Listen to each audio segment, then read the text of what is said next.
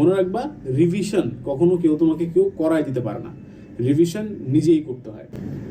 আসসালামু আলাইকুম সবাইকে ওয়েলকাম জানাচ্ছি আমাদের ঢাকা ইউনিভার্সিটি ইউনিট অ্যাডমিশনের হায়ার ম্যাথের একটি ম্যারাথন ক্লাসে।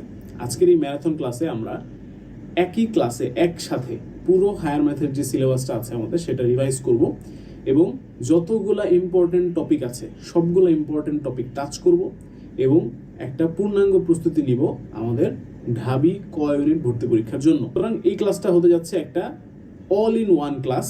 আমরা আজকে অল আউট পারফরমেন্স করব, সব আজকে উজাড় করে দিয়ে পড়াশোনা করব এবং এই ক্লাসটা করার জন্য তোমাদেরকে খাতা কলম নিয়ে বসতে হবে, হ্যাঁ, এবং মনোযোগ সহকারে ক্লাসটা করতে হবে।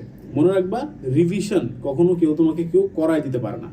রিভিশন নিজেই করতে হয়। তাহলে আজকের ক্লাসের কিছু বৈশিষ্ট্য বলি।